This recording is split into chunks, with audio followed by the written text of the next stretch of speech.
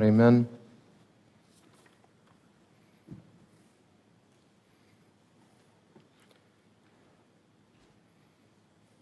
The gospel today is a gospel we've heard many times. It's about feeding the 5,000. And the story goes that many had gathered, about 5,000 men. The gospel writers don't include the women and children in the count. So we're speaking of thousands of people, 10 or 15,000 people, sitting and forgetting themselves, listening to the words coming out of the mouth of Christ, these life-giving words. They made them forget about their hunger. And so after a while, the disciples felt like perhaps these men and women are going to get hungry, so they told Christ, why don't we send them away, and then they can go into the towns and they can go and buy food and rest and come back. And the Lord said, no, you can give them something to eat. And as you know the story, they only had 5 loaves and 2 fish. And the Lord blessed and broke what had been offered to give to the multitude. And when he blessed and broke it and started to give, it was enough. So the disciples, I would imagine, as they were watching this miracle happen, could not believe their eyes. And perhaps even the people that were sitting didn't realize what was happening. They were just told, okay, everybody sit in groups of 50. So they all sat in smaller groups, and then they would go and just hand out the food, and hand out the food, and hand out the food. And everybody was eating and getting filled. And the disciples were walking by each other and saying, we started with 5 loaves and 2 fish. Everybody's eating. There's leftovers. When they saw this, they realized that there was a chance for them to begin to suspend belief of the things they had always known to be true. That if you have 5 loaves and 2 fish, you're going to feed 5 people at most, not 5,000 plus. So they began to understand that with Christ, now we have a chance to do things that we didn't think were possible. And in the great wisdom of the church, along with this gospel about doing something that the disciples perhaps didn't think was possible, we read from the Epistle of St. James, chapter 3. Chapter 3 in the beginning focuses on this idea of controlling the tongue, being careful of what we say. And then St. James says about the tongue is a fire, a world of iniquity. The tongue is so set among our members that it defiles the whole body. It sets on fire the course of nature and is set on fire by hell. For every kind of beast and bird and reptile and creature of the sea is tamed and has been tamed by mankind. But no man can tame the tongue. In the book of Proverbs, St. Solomon, the king, writes, even a fool is counted wise when he holds his peace.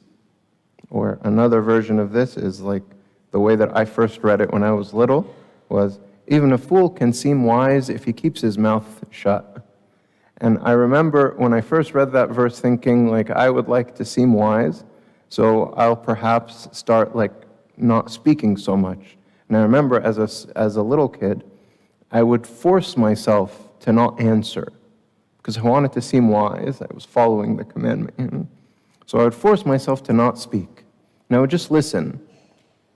And after a while, I realized that it worked. Oftentimes, whereas before, I would say what I had to say and be ridiculed and pushed aside and like, who's this kid talking? When I was quiet, everybody left me alone. I didn't have any trouble or any problems.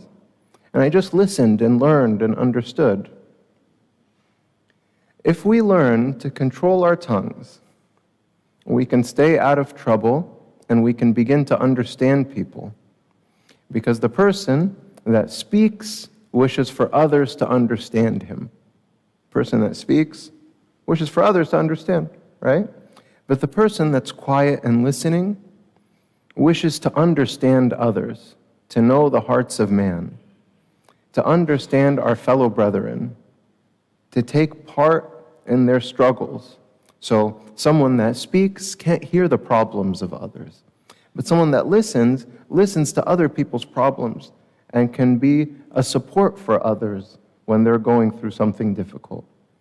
The person that speaks can sometimes say things that are wrong and that can be corrected. It's very embarrassing when, that's why when I'm standing up here, I'm very careful what I say, because I think it would be very embarrassing to me if someone came and said, what you said up there was completely wrong. You said some stuff that was wrong. So we have to be very careful, right, with how we speak. So the person that is careful what they say isn't at all times corrected or can't be ashamed of the things that they say. How many times have you said something and wished you would have just kept your mouth closed? How many times? How many times have I gone to sleep wishing, if I would have just kept quiet, this would have been a good day, not the day that it became. If I would have just kept my mouth closed, I would have had peace today and not all this trouble. And so after a while, we begin to realize that eventually we must control our mouth and what we say and what we speak. Oftentimes also the devil tricks us into thinking that we must speak. Someone says something to us and you hear a voice in the back of your mind that says I can't believe that you are allowing yourself to be spoken to like this. So many times someone has said something to me and there's a voice in the back of my head that says, are you going to let them speak to you like that? That voice is an evil voice. That voice is a voice that wishes for strife and anger and resentment and jealousy, not peace. And so when you listen to that voice and you answer, so that you can keep your pride, or you can explain, you can't speak to me like that, sometimes it makes it even worse. So perhaps we also can keep our humility and our humbleness in deciding once and for all not to answer, especially when we're spoken to in a way that bothers us. The final thing that I'll say is that if we're having trouble with controlling our tongue, we must follow the words of the gospel that we just heard and begin to focus on filling our mouths with the bread of life. The idea becomes, if my focus is on communion here on Sunday, and my main goal is to take this communion and close my mouth and shut it off to the world for a little bit and live with Christ who dwells in me, then the whole week I will be making sure that I control my tongue and my mind and myself so that I am counted worthy to receive of the holy sacraments. And when I am counted worthy to receive the holy sacraments, I take them with justification. I feel justified in presenting myself before the Lord, because the whole week I've worked very, very hard, controlling my tongue, controlling my heart, controlling my words, controlling my actions, keeping away from sin, repenting every night, and reading the books that we've been told to read from the holy books every day. When I do this on a daily basis, I focus on this aspect in my life so that when I come on Sunday, I'm justified before the Lord. I've controlled my tongue, like I've said, and I've controlled my heart, and I've readied myself for the holy mysteries. And when I take of them, I can literally live with those things only. Imagine that. I can come and take from his body and his blood and be confirmed as his son, or in some of your cases, as his daughters. And when I'm confirmed as his son, I follow in his commandments, I control myself, I learn to challenge myself and to challenge my tongue, to keep myself quiet so I can know the hearts of man, and so that I can follow his commandments, and glory be to our God forever.